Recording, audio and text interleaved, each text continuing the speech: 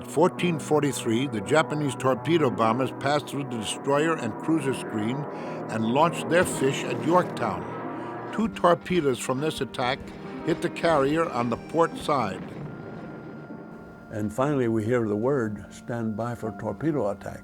The water was very clear, and the warheads on their torpedoes, on these 2 anyway, were painted bright yellow, and I could see them under the water come in and hit the ship. The bomb blast is a blast. Torpedo is kind of like a grumbling roar.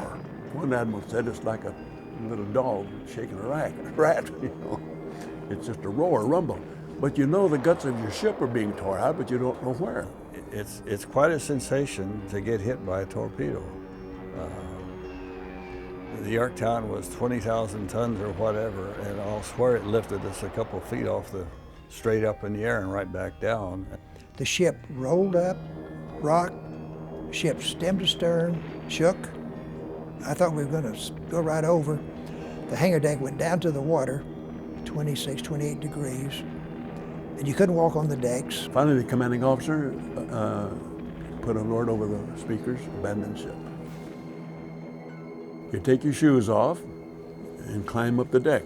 And the deck crew had dropped 2-inch lines from the flight deck down to the water, all along the ship, probably 2, 3, 4, 5 feet apart, all along the ship. People from the bridge and the flight deck would come down those lines. We from below would go up to the hangar deck, find the high side where the lines are, find a space on the line, and go down to the water. The problem was, when you're abandoning a ship like that, there's oil all over the water, vapors are coming up, it burns your eyes, it burns your nostril. If you get any of that in your mouth, you throw up. We had K-Pop life jackets, the old Midway life jackets. And all you do is stay afloat till you get picked up. And but what happened there was our own destroyers would come up in a group of people, real slow so as not to turn them up, and move in real slow, hang cargo nets over the side.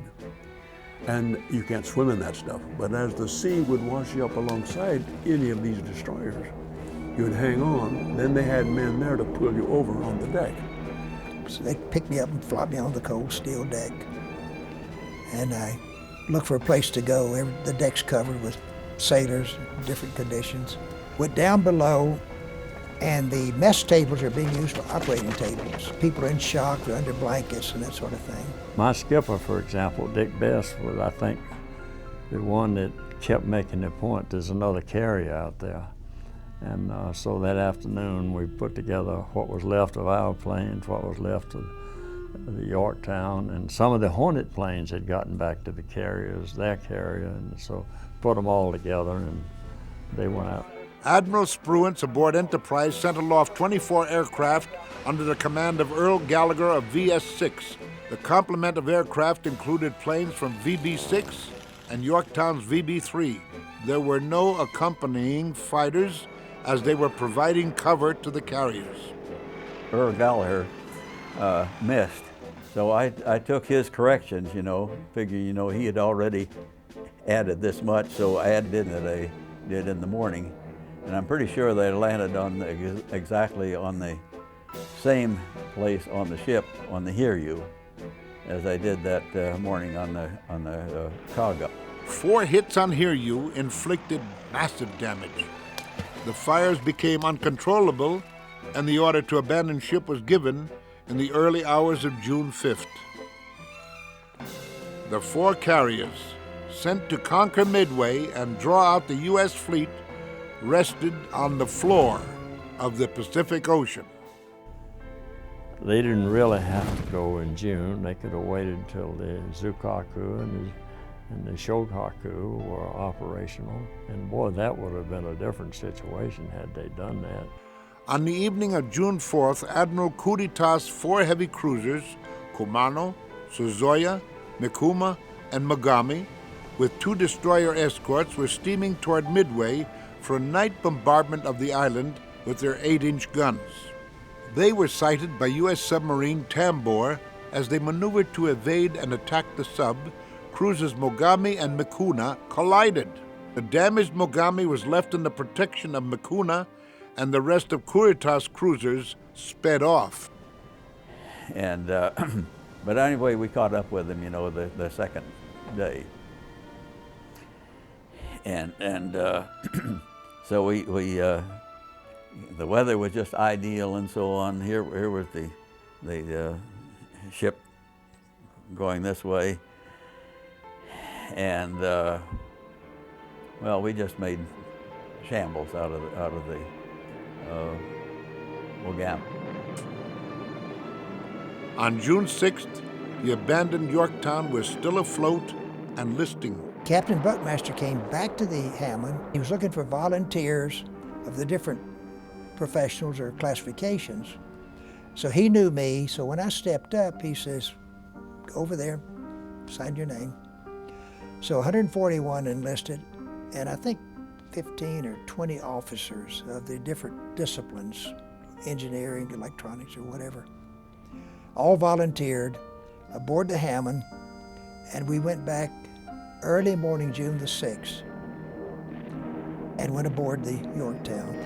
Then I went down to where we were pushing airplanes overboard, and we're lowering them from the overhead, brand new torpedo planes especially. They were spares. We lowered them down, pushed them overboard. One of those torpedo planes, the TBD-1, is mine. When we pushed it through the hangar deck door that was open, I said, "Captain Buckmaster," I was a little brazen, I guess, "please give me this torpedo plane." He says, "You got it, Roy," and over it went. Splashed in the ocean and floated a little bit, and down it went. So I have one at 17,000 feet if I can go get it someday.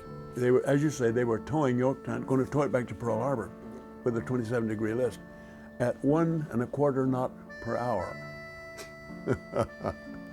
But they were doing it. That's on a fleet tug out to do that.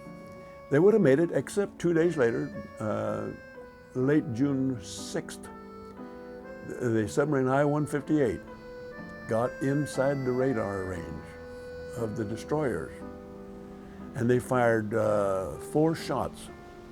1 missed, 2 caught Yorktown below the bridge keels, and 1 caught the Hammond. The Hammond had come alongside to supply water and electricity. They were going to try to flood the Yorktown and right it. But that submarine, that one torpedo caught the Hammond nearly midship broadside and broke the thing in half. And I think nearly all hands went down because their depth charges went off in the water. In a matter of minutes, the Hammond sank, and the salvage crew of Yorktown prepared to abandon ship a second time. Went up to the bridge, and he says, "Take some pictures." So I took pictures, and suddenly the Yorktown rolled to port, went down stern first.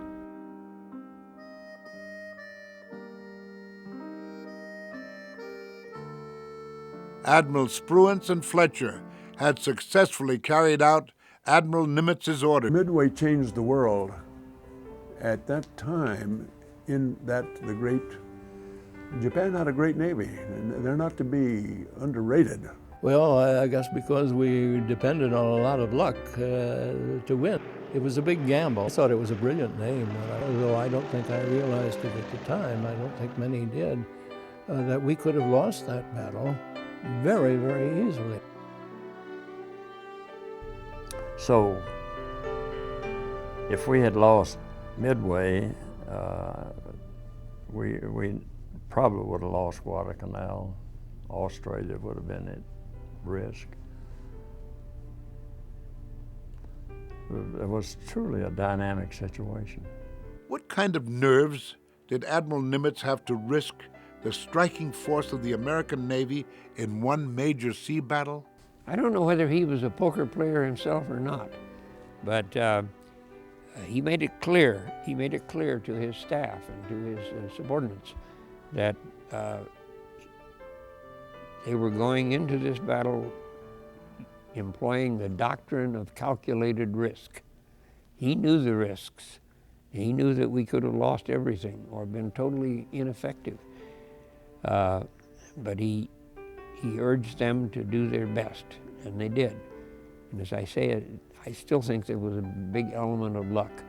Commander Rochefort, for example, broke the Japanese code and convinced Admiral Nimitz that, you know, there was going to be an attack on Midway.